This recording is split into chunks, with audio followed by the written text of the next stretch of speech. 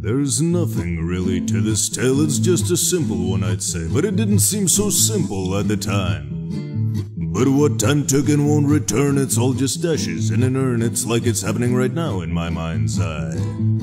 I was a little different then, stronger maybe, but that depends what kind of strength it is that you might mean. I'd fell a bull with just one punch, and I could drink who knows how much and drive the nail that held the rail in one strike clean. The men would look at me and cry, and all the girls would pause and sigh as I marched by them with my hammer at my side.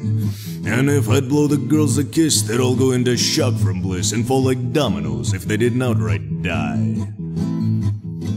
But what is all that to a man whose life, well, we could say began with everything in place and nothing out? With mighty legs and mighty arms, and who could barely come to harm, what did that man know anything about? And then one day as I drank beer, an announcement floated to my ear that war had begun, all real men should enlist. I knew right then that that meant me, for if not I, then who could be a real man? So I spat into my fist, and I marched right up to the stand and told the officer on hand that I'm your man, ship me over right away. The officer, he smiled at me and said to me that he could see that with men like me we'd win the war in just one day. So they dressed me all in green and tan and put a rifle in my hand and shipped me over to that country filled with mud, where grease and iron filled the air, and their smell never left your hair from the machines and often from the blood.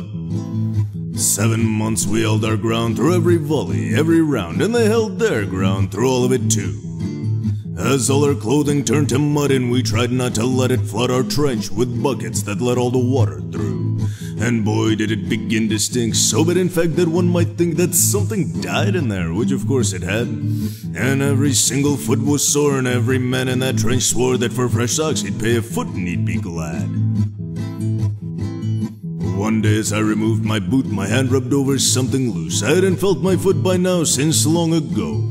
And when I looked into my hand, I cursed this stupid foreign land. I saw that nail and recognized my toe.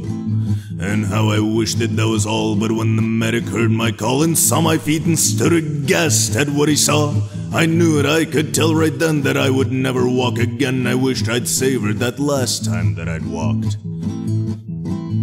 And now whenever I roll by, it's just the girls who want to cry, and the men look sadly at the place my feet should be. And when parades go marching by, I find the place that maybe I would march along if I still had feet. And I imagine how I'd look, my photo'd be in every book, and every girl would dream that I was theirs. And then I smile because I know I'm not that man, but even so I'm a real man. Maybe shorter, but with a bigger pair.